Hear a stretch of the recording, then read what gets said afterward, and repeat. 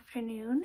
It is one of those rainy, dreary days outside, and I figured that rather than spending my afternoon just kind of sitting around on my phone or watching TV, I would do something creative with my time instead. So if you've watched enough of my channel by now, you'll have noticed that I dabble in a lot of different forms of art. I don't stick to just one medium or one style, but one thing that I've never really given too much of a chance was charcoal.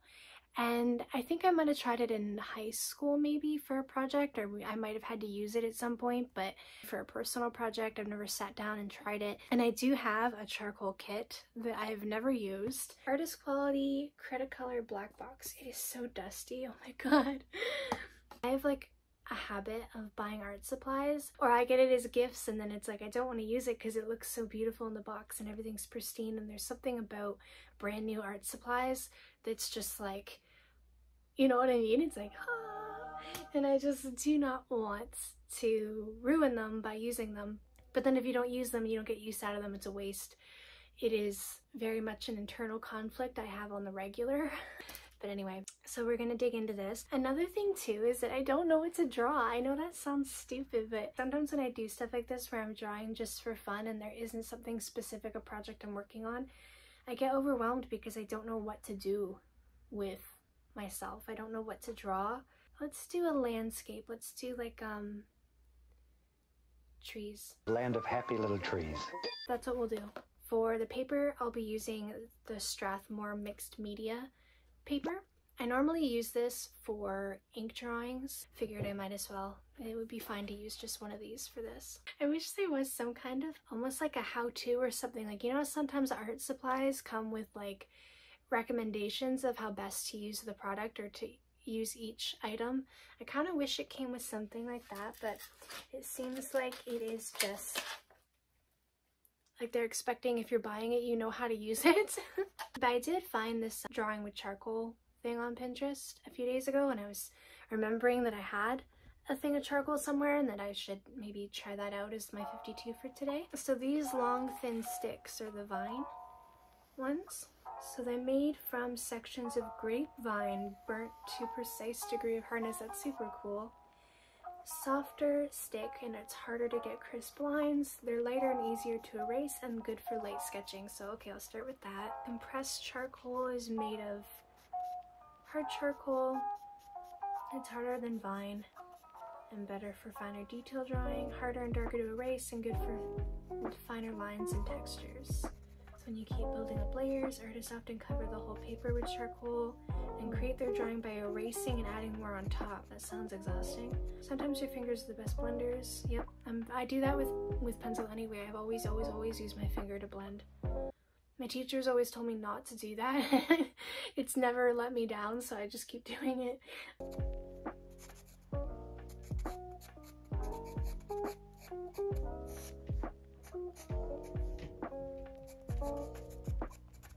Oh, they said to work left to right. That was one of the tips for a reason. The thing with art is that once you get to a certain level of skill, nothing is really complicated anymore. Like, there's definitely a learning curve with any new medium that you're trying. Gouache is different from watercolor, which is different from acrylic, which is different from oil paints. So even though there's definitely different techniques that are used in these different mediums, some are definitely more drastically different and require a steeper learning curve than others. And charcoal is a lot like pencil in terms of like the basics, so this isn't so much of a learning curve today. Like, I'm not trying something that I'm completely unfamiliar with, because I don't think there's any medium of art I could tackle at this point that would genuinely feel unfamiliar. So I think today's experience is mostly going to be a lot like when I did my finger painting in season 1, where it definitely, like, painting is painting. Like, I can paint, I've done it for forever, it's not new. But because I was doing it with my finger, it presented it a little bit of a challenge, and it was sort of tough to kind of figure out how to work with my finger instead of a brush.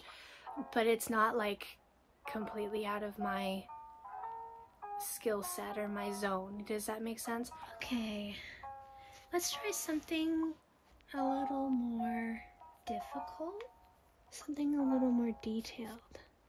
Charcoal really isn't that different from pencil, and I am really good with pencil, so it's not something that is challenging in that respect, but just more that it's sort of something new that I normally don't work with, and I just thought it'd be a fun way to spend the day instead of sitting around. Great thing about trees is that you could quite literally just scribble, and as long as you get the basic shape correct, it'll look like a tree. Like, see, that didn't look quite like a tree because it's okay. This won't matter because I'm envisioning it being a background thing. For the first time ever, my phone just gave me the storage full warning. I'm gonna have to make this quick and not spend too much time because I can't afford to delete anything else. I just saved up about 4 gigabytes and that is about as good as I can do, so let's finish this drawing, call it a day.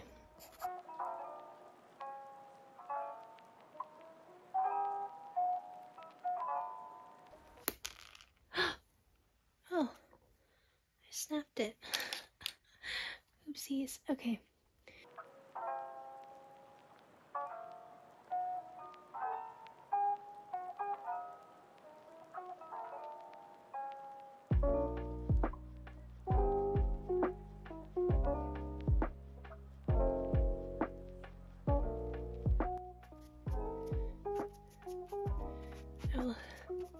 I will fix it up. It's not gonna look like that forever.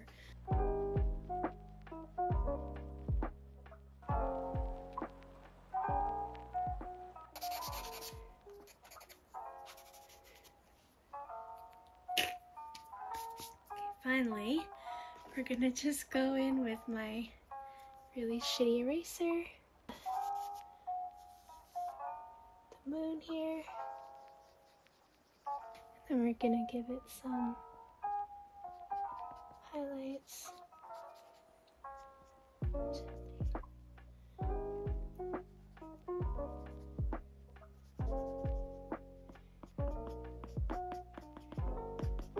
Oh, the sun's coming out just as I'm finishing this up.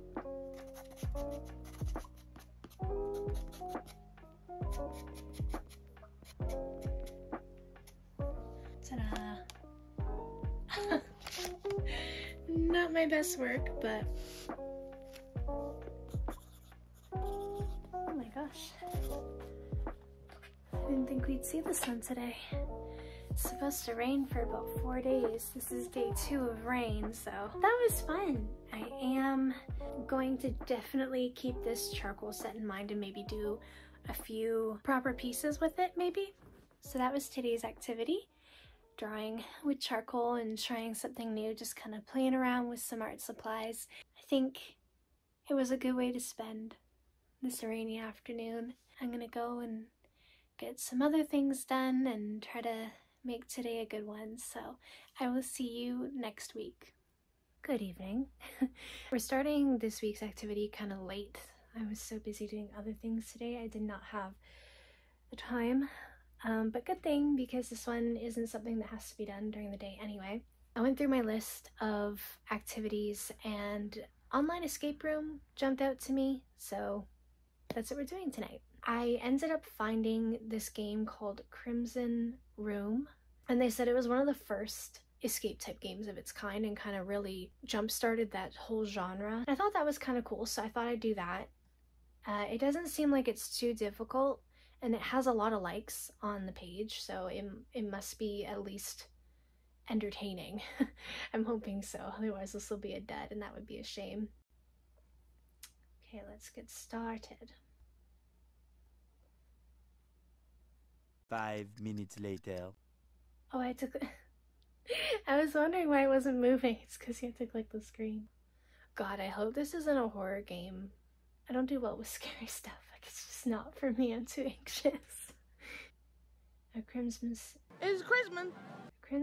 bathrooms and ceiling and a wall. Okay. The knob does not turn. It is locked.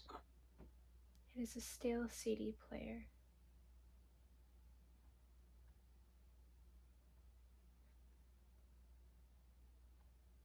Nothing strange. You can tell, I'm pretty sure this was translated from Japanese, and it really...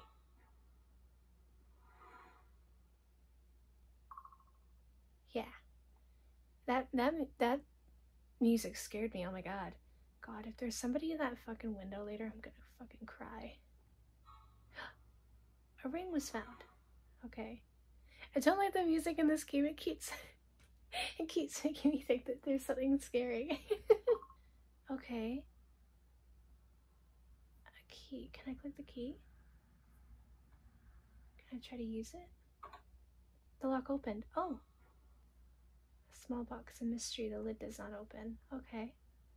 Okay, this is weird.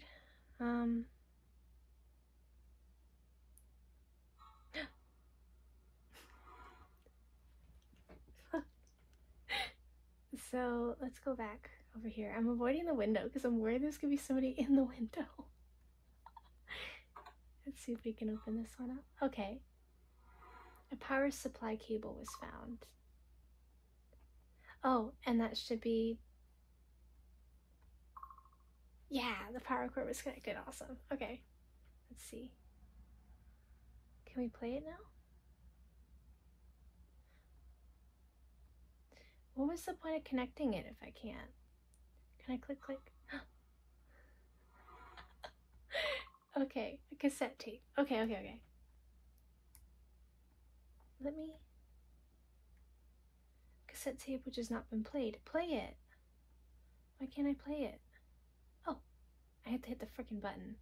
Switch wasn't on. Okay, well, thanks. Now it is. Can I play it now? Another key! Okay. Cool. Can I... This doesn't play cassette tapes, does it? Oh, I'm so stupid. Of course it doesn't play. It's a frick... It's... Let's try behind the bed. There's nothing. That makes me think that there's gonna be something. Because, like, why would I need to look there? Oh, I didn't even think of these drawers. What are those? CD case. There is no label. CD case. It's empty! Oh, good. Oh, I remember. So the thing about this game is because it's so old, the URL that you try to go to, it no longer exists. There's a code you can type in, and I remember it was 1993. Can I look, like, behind? No? A thick ring was got. That wasn't there before. Did I get that from shaking it out of the thing? I must have. So, how do I type in the thing, though? There should be... It's empty. Okay, so clearly I have to find a CD, a missing CD. What do I do? I'm so confused. The window won't open. Wait, can I use a key to open the window? No. So the box I can't do anything with, obviously. It doesn't let me do anything. The cassette tape I can't do anything with because it doesn't play cassette tapes. The CD thing is empty and there's no label. What do I do? I don't want to Google it, but, like, I'm wondering if there's something that I'm missing here. I'm just finding nothing strange. There's nothing strange. What do I do? This sucks. And I'm missing an item. I'm missing 2 items, actually, it looks like. Can I get, like, a hint or something? What are the rings for? What's the key for? What's the empty CD player for? What is the door for? I'm just gonna check. Do they have, like, a hint thing somewhere? I can get hints or some shit. I don't want spoilers. I don't want someone to figure it out for me. To the safe. What safe? I've never even seen a safe here. The knob doesn't turn. If you can't turn a knob, what do you do with it? What do I do with it? Window open, I know that. Obviously. There's gotta be something. Oh, can I use those? No. Okay. How do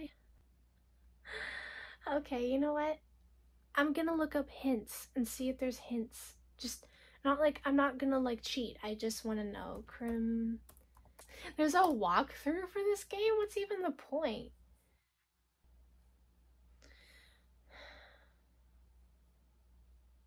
I'm not. Look, I'm just. I'm not cheating. I swear to God. I mean, I kind of am. I kind of am. But I just want like the item list. Okay, so I got those two things already. I have the ring. I have the key. Oh fuck. Okay. There's a fucking metal rod? Okay, okay, okay, okay, okay. That's it. That's it. That's all I'm doing. But apparently I'm supposed to tap the headboard?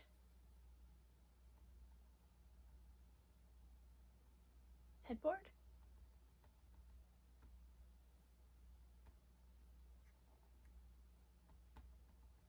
There is no rod.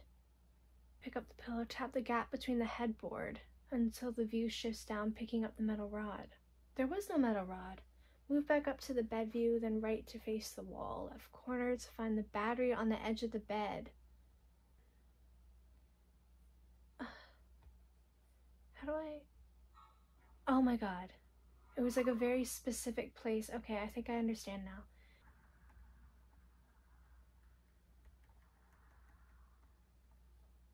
What in the flying...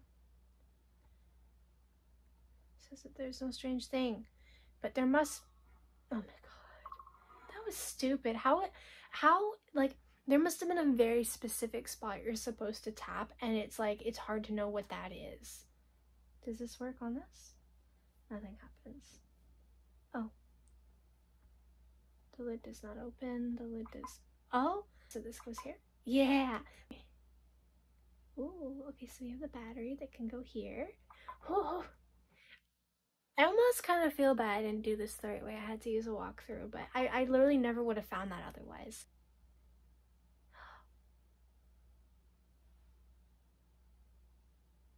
Person just rocking out. Just having the time of his life. Sick. It's awesome. So now I know that that exists. What am I supposed to do? Did I not watch it enough?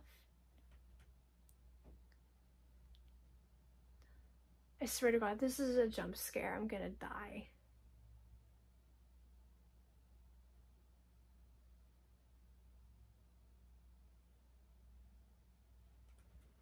That's it?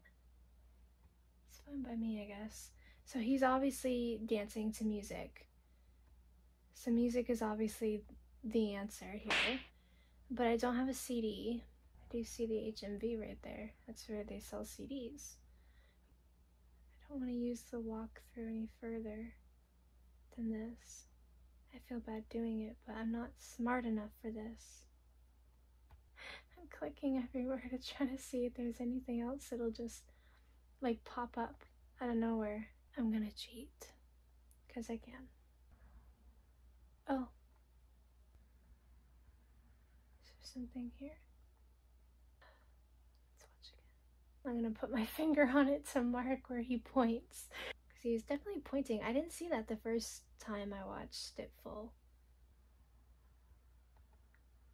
Oh. Okay. Oh, a safe. Okay. Okay. Oh my god! Okay, it's happening! Everybody stay calm! What's... Safe. Screwdriver. Okay, cool. Okay, cool. Okay, can I, do I use this to fix the... No. I don't think I'm there yet. Obviously, this last thing might be the actual CD. Oh, because the knob doesn't turn. I can't fix it? Okay. Let me just move. Why isn't it letting me go to other spaces now? Oh!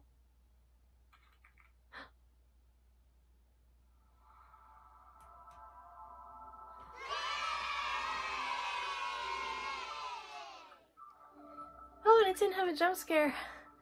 I was so worried I had one. Nope. I mean, that was fun, right?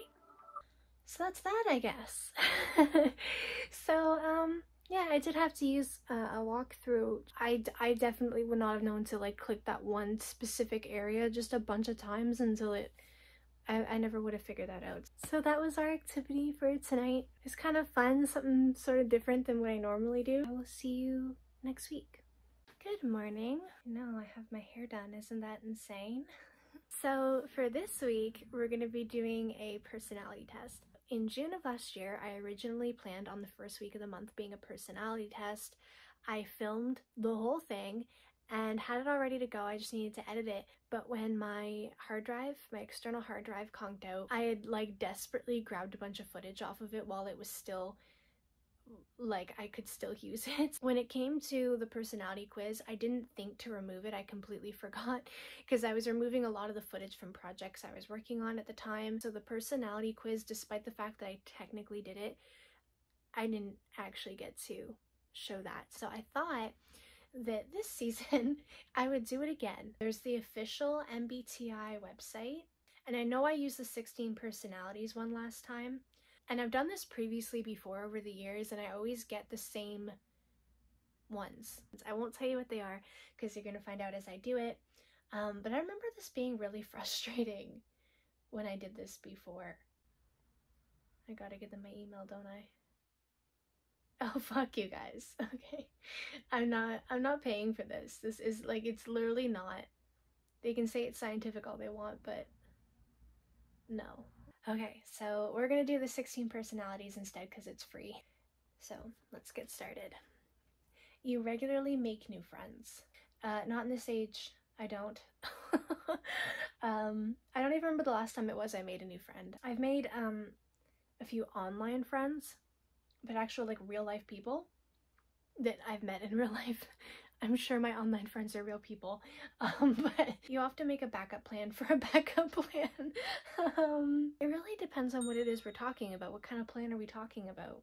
Because sometimes I'll be thorough and have multiple backup plans. That's not always the case. I don't always do that depending on how sure I am that something's gonna work out, which admittedly is more often than I probably should, considering things don't work out very often for me.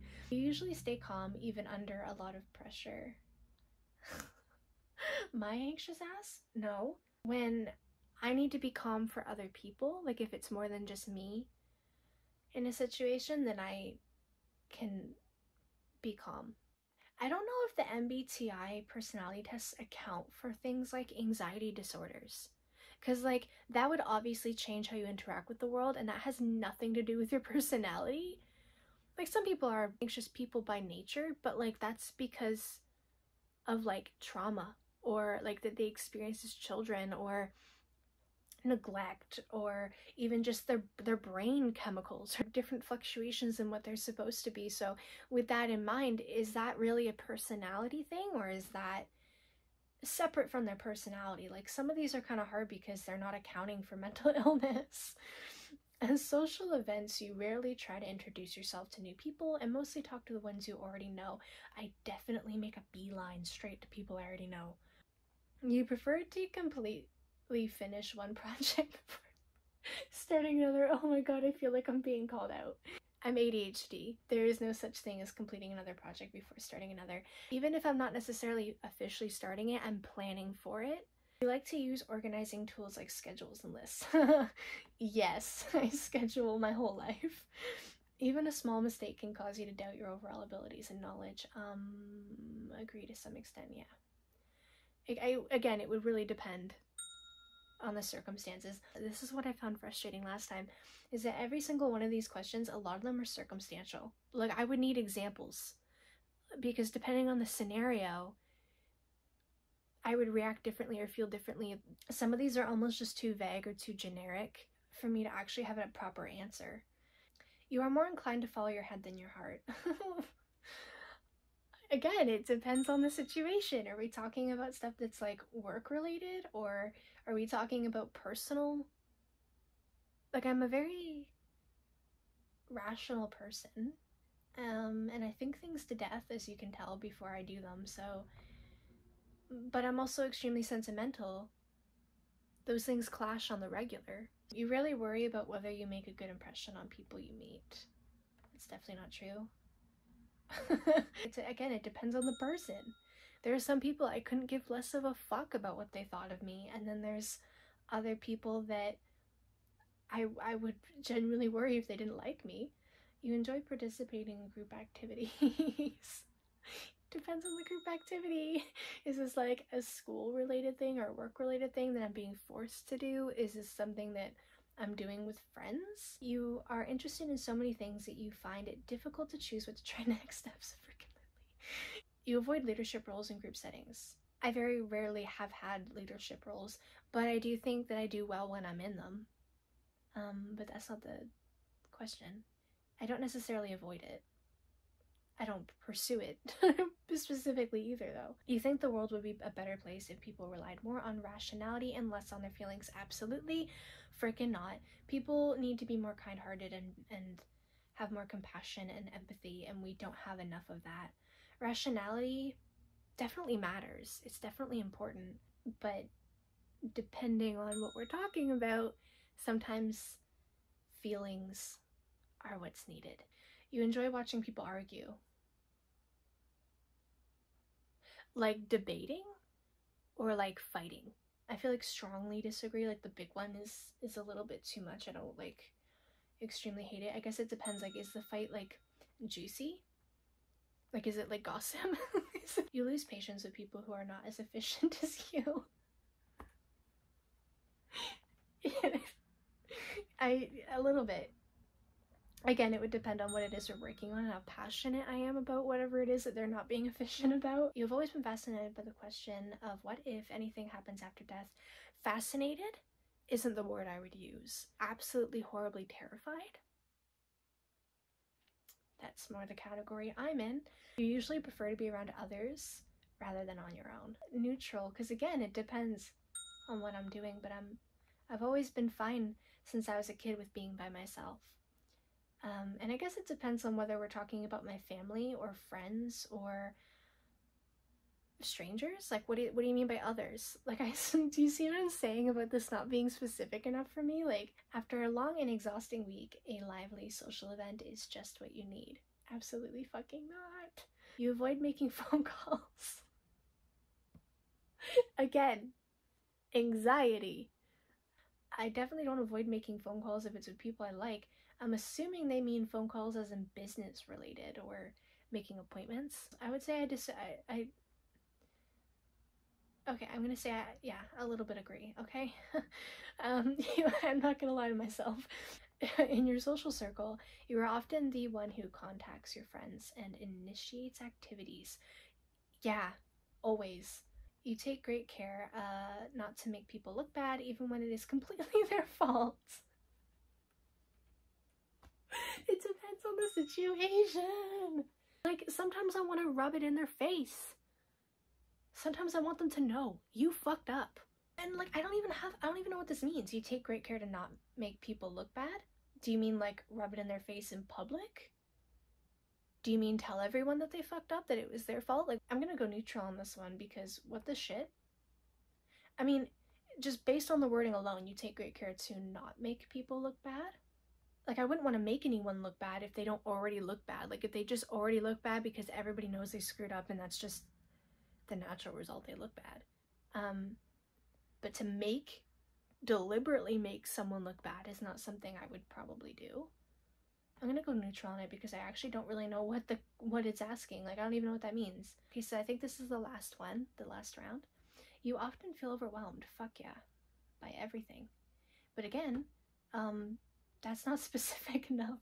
You would pass along a good opportunity if you thought someone else needed it more. Yeah, but I guess it depends on the circumstances. God. I feel confident that things will work out for you. At this point in my life? No. Not at all. INFJ is very common. I get that one a lot, but the T confuses me. What is that? Some 57% introverted, 56% intuitive, 74% feeling, 60% judging, yeah, and 65% turbulent. Maybe the rarest personality type of all, but they certainly leave their mark on the world. Idealistic and principled, they aren't content to coast through life. They want to stand up and make a difference. I won't go through this whole thing because it's quite long and I don't have a lot of time. Like, I don't want this to be too long. Strengths and weaknesses. Let's take a look at that though. Creative, insightful, principled, passionate, and altruistic. Weaknesses. Sensitive to criticism, reluctant to open up, perfectionistic, avoiding the ordinary, prone to burnout. What you have read so far is just an introduction into the complexities of the kind-hearted, creative, and incredibly rare advocate personality type. Years of research have given us insights into the unique strengths and challenges of advocates like you. We understand your creativity and passion and your commitment to doing the right thing, but we also understand the dark side of your personality type, the nagging fear that you might not reach your full potential and make the most of your one wild and precious life. Yeah, that's very accurate. That is a little bit creepy. And then this is where they try to sell me something. So yeah, we're gonna not do that. I don't need you to sell me anything, thank you. But it was this one, and then there's another personality type. I'm pretty sure it's the INFP personality type, because it's almost the same thing, but the only one letter was different, and I'm pretty sure it's the last one. INFPs have strong interest in making the world a better place. In addition to wanting to gain a greater understanding of themselves and how they fit into the world, they are interested in how they can best help others. So between INFP and INFJ, that's what I get the most. Actually, I don't think I've ever gotten anything but those two things over the years. But I guess there must be something, like when I just did that personality test, there must have been like 1 or 2 answers that didn't fit the criteria of INFP, but I was probably pretty close to being one or the other. And that's it for today's activity. You now know more about me than you probably ever needed to. This could serve as a introduction to me, or like one of those get to know me sort of videos that YouTubers do to introduce people to themselves and their channel. It's kind of a shame that it's being buried in the 52-week activity challenge series that a lot of people probably aren't even gonna watch. But anyway, I did it, and now you know a lot about me. That's it for today. Thank you so much for watching, and I will see you next week. I went on a trip to Japan back in the summer of 2018, and after 4 years of putting it off, I finally got around to making a travel journal spread about it. I originally intended to document everything while on the trip, but I wasn't able to buy this traveler's notebook until later in my trip, and I also didn't write at all in my diary that I brought with me, so unfortunately it just didn't happen. And then once I got back, I just wasn't up to doing it for various reasons. I saved so many things from my trip: receipts and tags, event tickets and flyers, pamphlets, even wrappers, and a whole lot of other stuff. I have a massive box in my closet filled with bags of stuff I kept to use in my scrapbook pages, and even after this, I had an enormous amount left over, so I'm definitely going to be making use of them in various different journals. The trip went from July 3rd, or technically the 4th, as this day was spent mostly on the plane, and we arrived in Japan late at night on the 4th, until the 11th, totaling 6 full days. I spent 10 years of my life saving up for this trip and had so many plans of all these different things I wanted to do. I had a fully packed itinerary for all 6 full days of my trip, but ultimately was only able to do less than half of it. The things I did get to do were because I already set up appointments or paid for tickets in advance.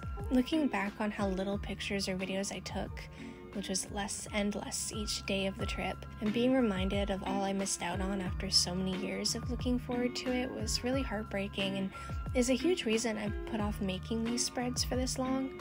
I just don't have as many good memories as I hoped I would.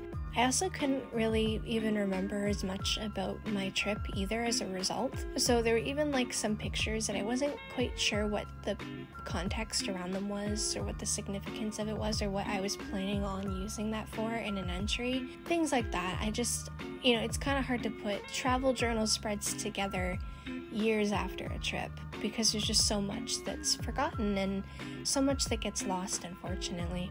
One of the things I did get to do seeing Suzuki Ari live at the Nippon Budokan on July 9th was the highlight of my trip, and honestly, one of the best experiences of my life so far, hands down. That was truly a 10-year-long dream come true, and that alone made the trip worth the wait and my life savings. Because of all the things I didn't get to do, I now have a long list of activities I want to do once I go back, and I plan to fill up this travel journal with my adventures and experiences, this time while I'm experiencing them and not years later.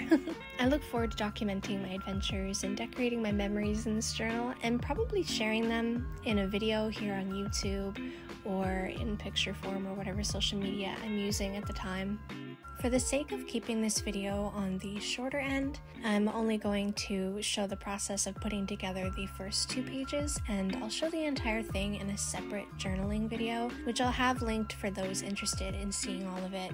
I'll talk more about the process of creating these spreads and my thoughts on them and on the trip in that video. And that's it for this episode. I apologize for the length of this one. This is the longest episode in the series and will likely be the only one over 30 minutes. I hope you enjoyed this episode, and I will see you again in episode 4.